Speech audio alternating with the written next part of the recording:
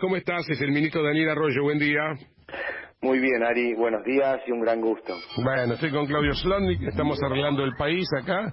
Ya entusiasmados, porque somos gente de buena leche y entusiastas, y acabamos de escuchar lo que le propusieron a la vicepresidenta de la Nación, la gente del Consejo Agroindustrial, de ver si Argentina incrementa exportaciones, genera miles o cientos de miles de puestos de trabajo y desarrolla su interior con esta propuesta. Bueno, ojalá que se pueda hacer, ¿no? No, y va por ahí claramente. Primero, está claro que la Argentina necesita reconstruir su mercado de trabajo, necesita crecimiento económico, necesita mayor inversión y sin dudas además reorganizar su territorio. Uno de los temas problemáticos de Argentina es que cuando hablamos del AMBA hablamos del 1% del territorio. Uno agarra un mapa de la Argentina, el conurbano bonaerense y la ciudad de Buenos Aires es un puntito. En ese puntito, que es el 1% del territorio, vivimos 17 millones de argentinos.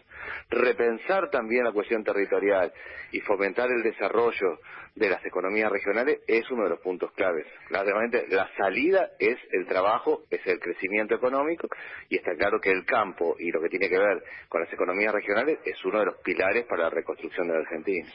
Bueno, estoy leyendo la primera plana del diario El Cronista, Daniel, y dice: descartan profundizar el ingreso de emergencia para concentrar recursos en el plan reactivador. O sea, más allá de que se estuvo hablando de la creación de un ingreso ciudadano que podría reemplazar al IFE, ahora se está hablando de hacer políticas de reactivación que coadyuven a la creación del empleo formal. ¿Es así? ¿No es así? ¿Cómo viene la mano? Se terminó de pagar el IFE 2 hace unos pocos días, y ahora a partir del 10 de agosto se va a pagar el IFE 3, que es básicamente este bono de 10.000 pesos para que llegue a 9 millones de familias. IFE es ingreso familiar de emergencia, que son los monotributistas de categorías más bajas y el sector de la informalidad. En el medio de ese proceso, por un lado, se apunta a reactivar la actividad económica, que es el punto central, y pusimos en marcha también el plan Potenciar Trabajo.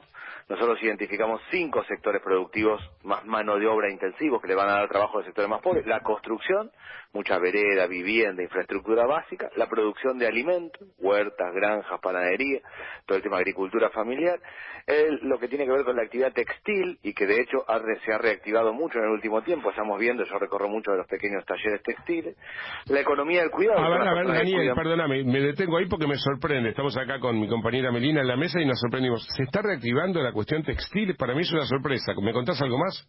Sí, cuando yo hablo del 40% más pobre siempre, ¿no? Yo no estoy hablando de la macroeconomía, sino del tallercito de la señora que cose ropa en su casa, del que la lleva como puede. Ese sector hay claramente más changas. Pongo un segundo al costado, que en los últimos días hubo menos gente en los comedores. ¿Por qué hubo menos gente en los comedores? Por 2 situaciones. Uno, porque hubo más changas de construcción y textil, y este es un punto importante. Y el segundo es porque se cargó la tarjeta alimentaria. En el tema, lo mano de obra intensivo más fuerte que nosotros vemos es la construcción, el textil y la economía del cuidado, que son las personas que cuidan personas mayores, niños, sobre todo mujeres que cuidan personas. Ahí en el reciclado son los 5 sectores que nosotros identificamos. Yo lo que veo es que se han reactivado algo de las changas. Estoy hablando en ese plano, no estoy hablando de la macroeconomía, y que eso objetivamente empieza a mover desde abajo.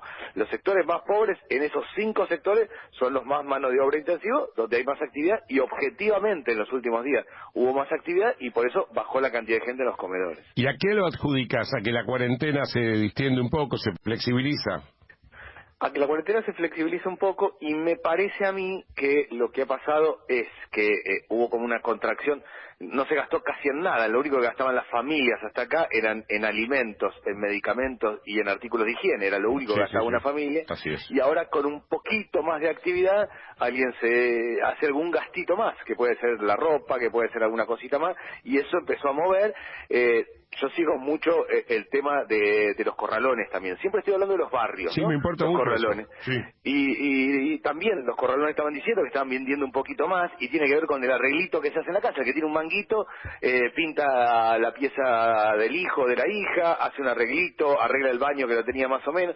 Ese tipo de reactivación a la que me refiero yo es la que mueve el trabajo y la que define cuánta gente hay en los comedores o cuánta gente hay en situación de pobreza en Argentina. Entonces, antes de que se sume Claudio Slotnick, que estábamos hablando con el ministro de Desarrollo, Daniel Arroyo, entonces, ¿en qué se va a convertir el IFE? Todavía no lo sabemos. No, hay que estudiarlo, hay que trabajarlo. En el medio de que está claro que el tema central es el trabajo, hay una parte de la gente que se queda sin ingreso, objetivamente, pues ya estaba sin ingreso y porque además, claramente, la recuperación de que yo estoy contando tiene sus límites. Es decir, el jardinero que tenía 10 casas recupera 5, o la persona en empleada doméstica y tenía tantas horas, perdió algunas horas y le va a costar recuperarla. Una parte de la gente se queda sin ingreso. Ahí uno de los elementos que hay que trabajar es el tener un ingreso de base. La salida en la política social es trabajo, un ingreso de base para una parte de la gente que se queda sin ingreso y la urbanización de los 4.000 barrios, de donde viven 4 millones de argentinos, que además del derecho al hábitat, además de tener vivienda y piso de material y espacios públicos, es un gran plan de empleo, mucha gente trabajando. Claro, porque acá trato de ser lo más cuidadoso posible, soy una persona sensible, pero también trato de ponerme en el lugar del que trabaja. Si vos salís del IFE y le empezás a dar a cada persona 17.000 pesos, que es lo mismo que ganan algunas personas por trabajar, y le das 17.000 pesos a una persona y a su pareja, entre los dos juntan 34.000 pesos, por supuesto que hay gente que gasta eso esta noche, no sé, en champagne, pero tal vez le estás quitando incentivación de salir a buscar trabajo, porque si consiguen un trabajo a lo mejor le pagan lo mismo. Entonces era bueno, pero era complicado eso también, ¿no? Hay que establecer un punto de equilibrio. Ese debate es el debate que se da en el mundo, no solo acá, sino en el mundo. España hizo un ingreso mínimo vital. En Europa, en Francia, en Italia están discutiendo de alguna manera eso. Es un debate que se da en el mundo. Pero está bien, en el mundo, perdón, Daniel, pero en el mundo, el viejo UB40 de Gran Bretaña, el formulario de desempleo, el V40, estaban siempre monitoreando si vos eras un holgazán o si vos salías a buscar trabajo. Y después de un tiempo que seguías desempleado, tenías que demostrar por qué seguías desempleado. Y sabés que acá, y no voy a pretender que vos hagas eso, el control es complicado, es muy difícil ese contralor. Claro, pero hay que ir hacia eso. O sea, una parte de la sociedad que se queda sin ingreso hay que vincularla con el trabajo. Vincularla con el trabajo es capacitarse o contraprestar o trabajar. Pero esto lo venimos diciendo, y no es culpa tuya, que sos un tipo que siempre busca, pero esto lo venimos diciendo en Argentina desde el 2002. O sea, después de los planes viene la etapa en que la gente empiece a capacitarse, a trabajar, los planes son de emergencia, y las emergencias son permanentes en la Argentina, y no es algo atinente a un solo gobierno, ¿eh? Es así, lo que yo creo que es tiempo de cambios estructurales, por favor, es tiempo de cambios profundos, este momento, en política social y en otras áreas, y yo creo que tenemos buenas condiciones para hacerlo. En estos términos, hay una parte de las personas que están bajo planes sociales o con un ingreso que lo sostiene el Estado, que rápidamente entran a trabajar, es lo que yo digo, se mueve un poquito la actividad en el barrio y consiguen trabajo.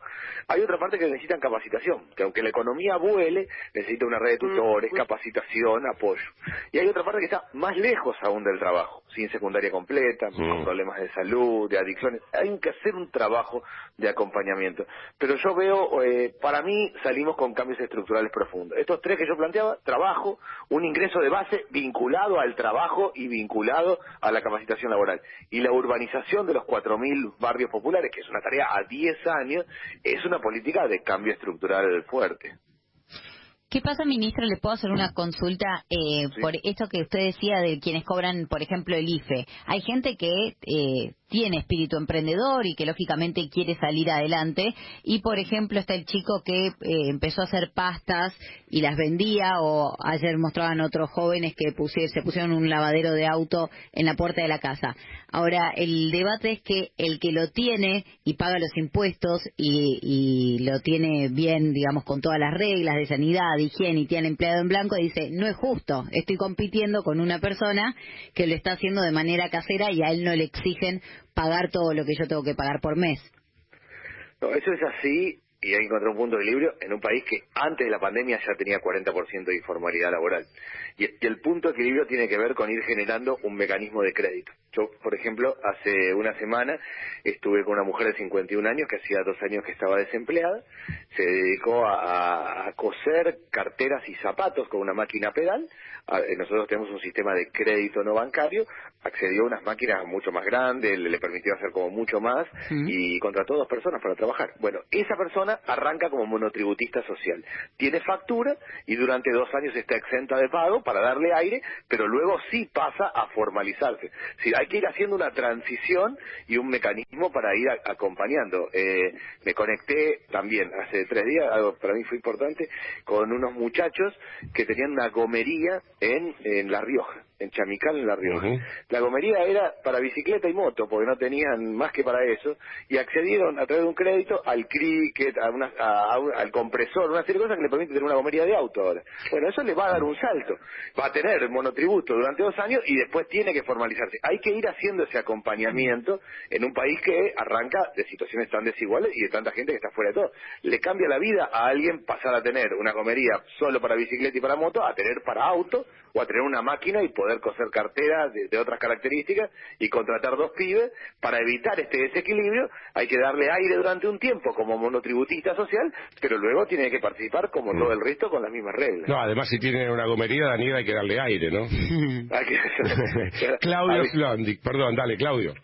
¿Qué tal? Buen día, Daniel. Tengo 2 preguntas. Número 1, la idea de ustedes entonces es que una vez que termine el pago de la tercera ronda del IFE, que terminará en la primera semana de septiembre, así ya sea reemplazado por otro plan, y ese plan, digamos, por ejemplo, el que cobra AUH, ¿también va a recibir la ayuda? O sea, ¿el reemplazo del IFE se hace en septiembre? No hay nada definido. Estamos siguiendo claramente cada momento, la situación es crítica y además la apertura y el achique en función del tema de la pandemia también va marcando la situación. Así como yo digo que hay menos gente en los comedores estos últimos días, los días anteriores no. Entonces hay que ir analizando la situación momento a momento, porque la situación es realmente crítica, hay mucha gente que se quedó sin ingreso, es muy complicada la situación social, todo lo vamos analizando, no hay una definición aún, todo lo vamos analizando. Lo que está claro es que la salida es estos 3 ejes: trabajo, ingreso de base y la urbanización de los 4.000 barrios, y vamos evaluando la situación en cada momento. La próxima, Claudio.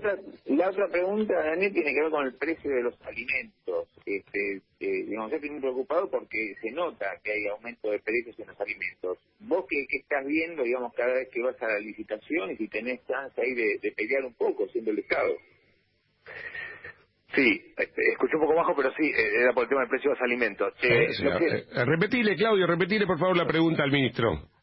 No, ¿qué pasa, digamos, qué está viendo él con los precios de los alimentos? Digamos, yo estoy viendo aumentos, pero es, digamos, como Arroyo representa al Estado, tal vez tenga posibilidad de pelear un poco con los precios. ¿Qué está viendo con los precios de los alimentos? Sí, peleamos permanentemente con los precios, está claro que ha habido aumentos. Yo, más allá de los precios del INDEC, nosotros seguimos lo que se llama el índice barrial. Hay instituciones que hacen el análisis de los precios en los barrios directamente, que siempre es más alto, que siempre tienen más aumento, un aumento más arriba del promedio general. No ha sido fuerte el aumento en los 2 últimos meses de alimentos, pero si uno lo toma de lo que ha pasado en el semestre, para ponerle un esquema, sí es importante. Nosotros permanentemente planteamos eso. De hecho, el incentivo que hacemos a la agricultura familiar, a que los productores directamente puedan colocar su producción con los consumidores. Ahora armamos un esquema con la tarjeta alimentaria, con una app, un aplicativo en el celular, para que todos puedan vender, que no necesita el comerciante tener partner, sino poder vender directamente. Queremos simplificar las cosas para bajar precios, pero está claro que el aumento del precio de los alimentos y el endeudamiento de las familias son los 2 temas que uno va sacando. El tema del trabajo y el tema del coronavirus, los 2 problemas centrales es que la gente debe plata, que pateó la tarjeta para adelante, que tomó crédito en la financiera de esquina al 200% de interés anual, y que cada vez que va a comprar es un poquito más caro los alimentos. Esa es la foto. Nosotros estamos buscando varias alternativas y se hacen en los barrios, pero esos 2 son los problemas centrales de la vida cotidiana en un barrio. Daniel, la última, y agradeciendo tu deferencia.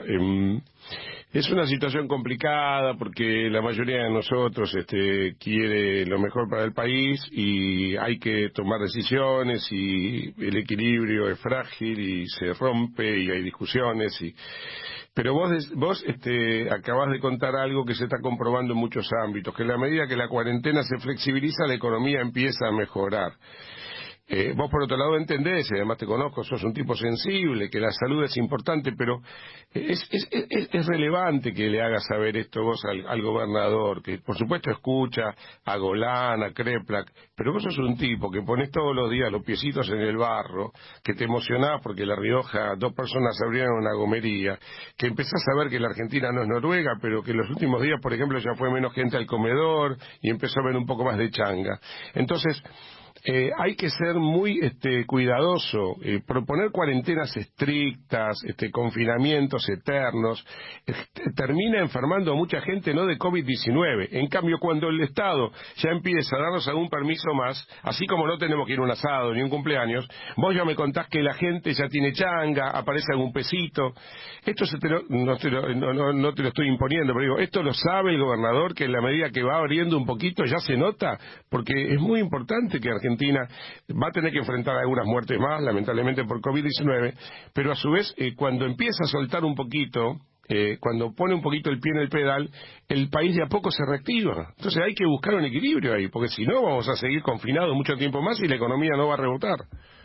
Sí, todos buscamos el equilibrio. Yo hablo particularmente con el gobernador Kicillof permanentemente y estamos muy en tema todos sobre cómo va la situación. Una situación compleja porque también en muchos casos lo que nos ha pasado en los barrios es que se han disparado la cantidad de casos positivos muy rápidos, ¿no? Yo siempre quedé impactado en un barrio que habíamos ido hace un mes y medio, en San Jorge, en Tigre. Se habían hecho testeos, no había nadie con coronavirus, después pasamos a 2 personas y de golpe de la nada a 160. Bueno, ese equilibrio es complejo, pero hay que llevarlo adelante. Yo creo que se está llevando con dificultades, pero se está llevando, y objetivamente es un momento único, es un momento donde hay que ir evaluando todo, el IFE, el acompañamiento, la cantidad de camas, los contagios, el plan detectar. Es un momento donde hay que ir articulando todo. Yo creo que se está equilibrando con situaciones difíciles, pero lo que sí está claro es que en la medida que hay un poquito más de movimiento económico, se empieza a generalizar esto de que cada uno hace un arreglito, alguna cosita va, y eso mueve la cadena.